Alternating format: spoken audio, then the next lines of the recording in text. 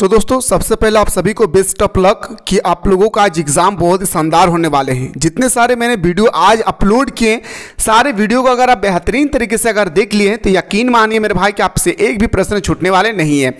और ये आज हमारा अंतिम सेट है। मैं उम्मीद करता हूँ मेरे दोस्तों कि इस सेट के माध्यम से आप लोगों को पूरा का पूरा पता चल जाएगा कि आखिर हमारे एग्जाम में किस प्रकार से क्वेश्चन छपने वाले हैं। तो चलिए सर बिना देर के हम लोग क्वेश्चन की ओर मूव करते हैं और जितना ज्यादा हो सके आप लोग अपने दोस्तों को शेयर करें। मेरे दोस्तों इसलिए मैं शेयर करने के लिए कह रहा हूं ताकि मेरे भाई उनको भी पता चल सके कि आखिर किस प्रकार से हमारे एग्जाम में क्वेश्चन छपने वाले हैं। सो दोस्तों हम सभी को अच्छी तरह से पता है कि पहला पैसेज पूछा जाएगा और पहला जो पैसेज होगी ना मेरे दोस्तों, अगर एक बार आप सही तरीके से स्टडी कर लेते हैं तो आप इजीली से पांचों क्वेश्चन का आंसर लगा सकते हैं। बाकी आप पैसेज को देख सकते हैं, वीडियो को पॉज करके एक बार पैसेज को जरूर देख लेंगे। चलिए मैं आंसर बता देता हूं मेरे दोस्तों फटाफट। वीडियो को दोस्तों एक बार मेरे भाई क्या करेंगे आप लोग, जैसे एग्जाम्पल में बता दे रहा हूँ भाई क्या करना है। जैसे देखिए सबसे पहले एकदम एक बार रीड करना है, ठीक है। संसार में दो अचूक शक्तियां हैं, वाणी और कर्म। कुछ लोग वचन से संसार को राह दिखाते हैं और कुछ लोग कर्म से।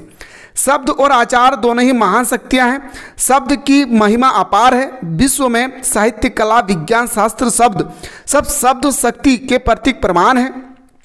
पर कोरे शब्द व्यर्थ है जिनका आचरण ना हो। कर्म के बिना वचन, व्यवहार के बिना वाणी की सार्थकता सिद्ध नहीं है। निसंदेह शक्तियाँ महान है, पर चिरस्थायी और सनातनी शक्ति तो व्यवहार है। महात्मा गांधी ने इन दोनों की कठिनाई को अद्भुत साधन किया है।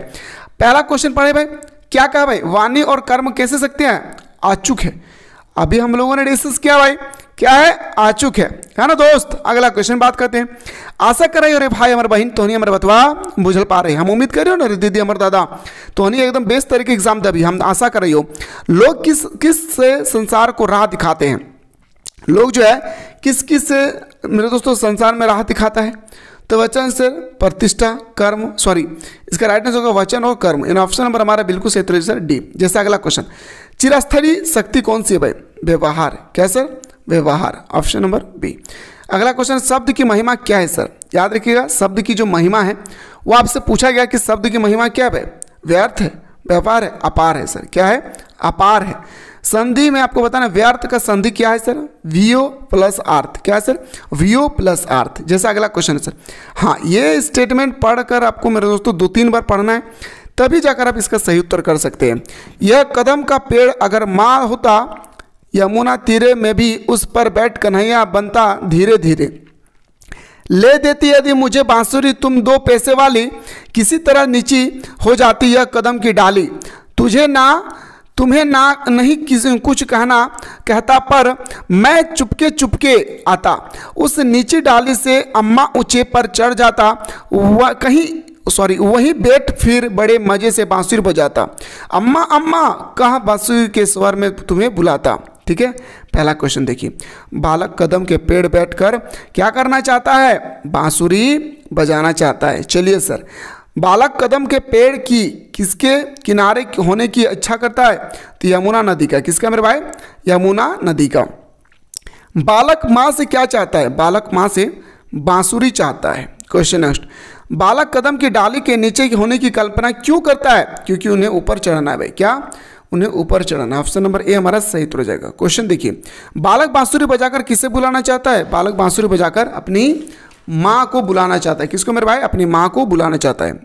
प्रार्थना पत्र में आपका विश्वासी लिखने के बाद किसका सिग्नेचर किया जाता है, तो प्रेषक का। किसका मेरे भाई, प्रेषक का। क्वेश्चन नंबर नेक्स्ट पे आते हैं सर, रिपोर्ट में दी गई जानकारी का स्वरूप कैसा होना चाहिए, तो रिपोर्ट में दी गई जानकारी का स्वरूप तथ्यात्मक और सच्ची घटना पर आधारित होनी चाहिए। जैसे अगला, पत्रकारिता का मूल्य तत्व क्या है, पत्रकारिता का मूल्य तत्व होता है क्या, जिज्ञासा। और जो भी स्टूडेंट्स ने हमारा, याद रखिएगा व्याकरण सेक्शन का वीडियो नहीं देखें, मैं हाथ जोड़कर विनती करता हूं, अगर आप चाहते सर मुझे 8 में से 8 नंबर लाना है तो दोस्तों प्लेलिस्ट में जाकर के, हिंदी इलेक्टिव के प्लेलिस्ट में जाकर के आप अच्छी तरह से व्याकरण सेक्शन के पूरे वीडियो को कंप्लीटली देख लेंगे, क्योंकि वहां पे मैंने 2022 से लेकर 2025 तक का मॉडल पेपर, 2022 से लेकर 2024 तक का PYQ, selected question, online test series, सारा चीज मैंने वहां पे डाल रखा है भाई। ठीक है, आइए सर, क्वेश्चन नंबर नेक्स्ट बात है, दैनिक जागरण समाचार पत्र है भाई।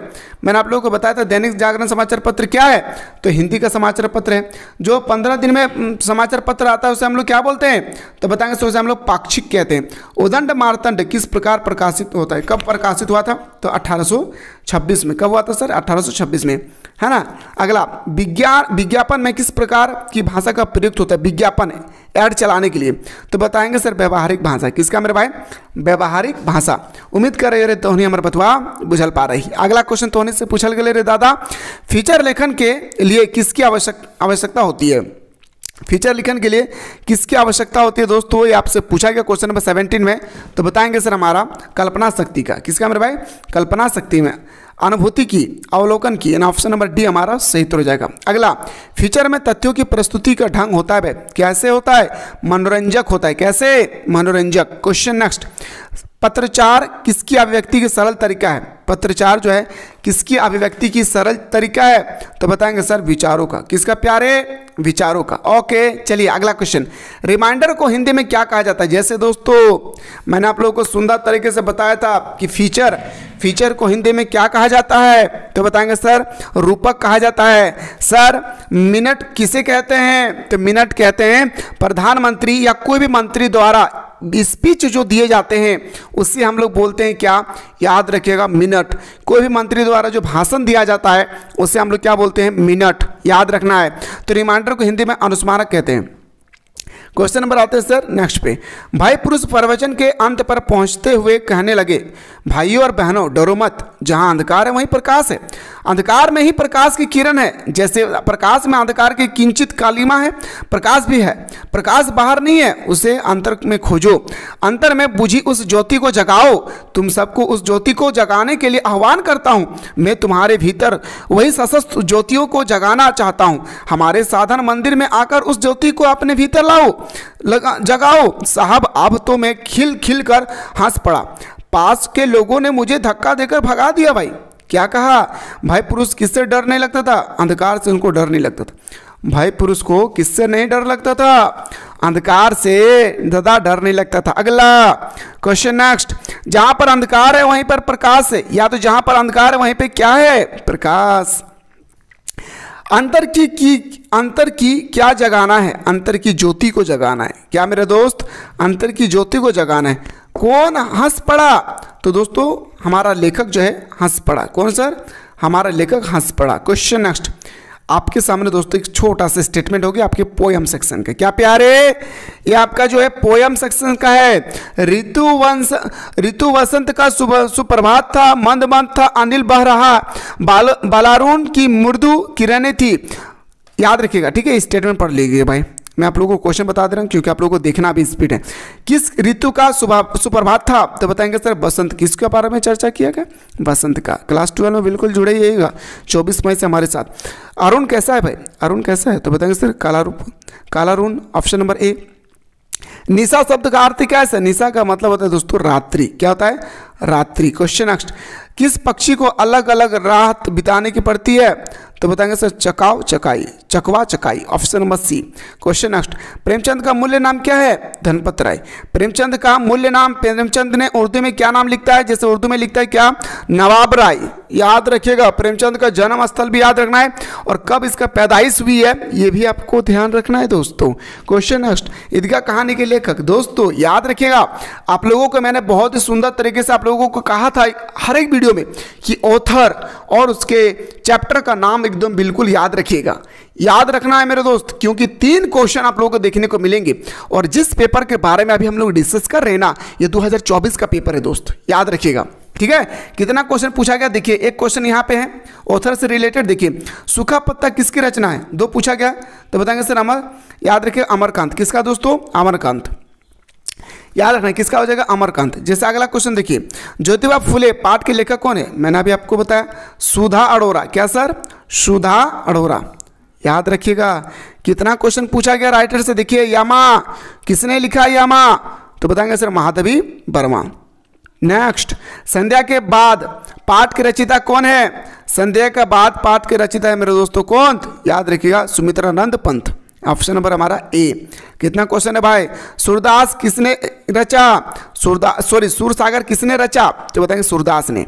क्वेश्चन नेक्स्ट, जाग तुझको दूर जाना कविता ने कवि ने क्या कहा? याद रखिए इसका सबसे पहले राइटर कौन है ये आपको जानना है। तो बताएंगे जाग तुझको दूर जाना के राइटर हमारा कौन है? तो बताएंगे महादेवी वर्मा। कौन है सर? महादेवी वर्मा। हुसैन की कहानी अपनी जवानी पाठ के लेखक कौन? कितना क्वेश्चन पूछा गया पाठ से संबंधित, एक बार जरूर नजर दौड़ाइए मेरे शेर शेरनियों, ठीक है। मकबूल फिदा हुसैन, याद रखिए क्या सर? मकबूल फिदा हुसैन। मकबूल अब लड़का क्यों नहीं रहा? क्योंकि उसका बेटा दादा चल बसा। क्या सर? उसका दादा चल बसा, उसको दादा से काफी लगाव था, है ना। हर एक बच्चा का मेरे दोस्तों लगाव जो है पेरेंट्स से कम और ग्रैंड मदर और ग्रैंड फादर से ज्यादा होती है, ये हम सभी को अच्छी तरह से पता है ना भाई। आवारा मसीहा नामा के पाठ के लेखक कौन है? देखिए दोस्त कितना क्वेश्चन पूछा गया है, एक बार नजर तो दौड़ाइए मेरे भाई, है ना। तो बताएंगे सर, याद रखिएगा विष्णु प्रभाकर। क्या सर? विष्णु प्रभाकर। नेक्स्ट, आवारा मसीहा किस व्यक्ति की जीवनी पर आधारित है? शरत चंद्र चट्टोपाध्याय। क्या सर? शरत चंद्र चट्टोपाध्याय। मेरे दोस्तों अगेन बेस्ट ऑफ लक, अच्छी तरह से जाएं, अच्छी तरह से एग्जाम दें, अपने माँ बाप का नाम रोशन करें और 24 मई से हमारे साथ सुबह शाम, क्या सुबह शाम जुड़े रहेंगे, जहां पे मैं सबसे पहले चैप्टर समझाऊंगा, फिर ऑब्जेक्टिव बताऊंगा, फिर सब्जेक्टिव। मुलाकात करता हूं नेक्स्ट वीडियो में।